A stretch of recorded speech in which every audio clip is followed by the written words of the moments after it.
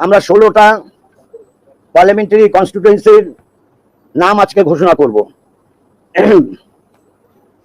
1 নম্বর Cooch Behar, Cooch Behar SC এআইএফবির candidate Nitish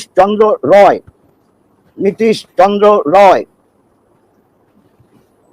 Jalpaiguri, এটা 3 নম্বর আসন, 1 নম্বর আসন কোচবিহার, জলপাইগুড়ি 3 নম্বর এসসি সিপিআইএম দেবরাজ বর্মন। 6 নম্বর আসন লোকসভার 6 নম্বর আসনে বালুরঘাট আরএসপি জয়দেব সিদ্ধান্ত। 12 নম্বর আসন কৃষ্ণনগর সিপিআইএম SM সাদি। এই 4 জন যে নাম ঘোষণা করলাম, এই 4 জনই কিন্তু নতুন। দমদম, এই আসনটা হচ্ছে 16 নম্বর লোকসভা আসন।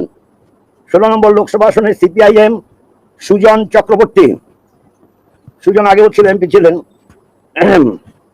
22 নম্বর লোকসভার 22 নম্বর আসন যাদবপুর সিপিআইএম সৃজন ভট্টাচার্য। 23 নম্বর আসন লোকসভার 23 নম্বর আসন কলকাতা দক্ষিণ CPIM Saira Shah Halim women.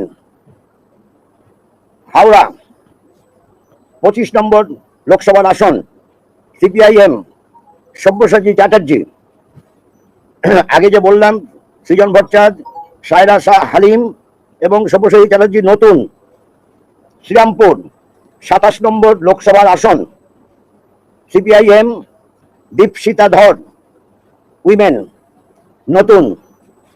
Hooghly CPIM Hooghly 28 নম্বর হুগলি সিপিআইএম মনোদীপ ঘোষ নতুন।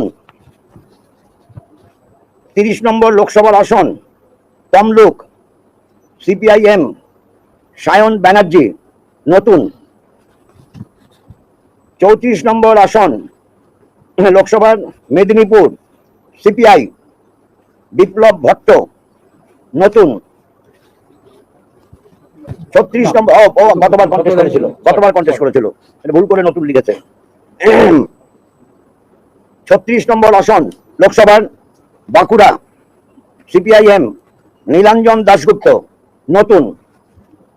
37 নম্বর লোকসভার আসন বিষ্ণুপুর এসসি সিপিআইএম শীতল কৈবর্ত নতুন।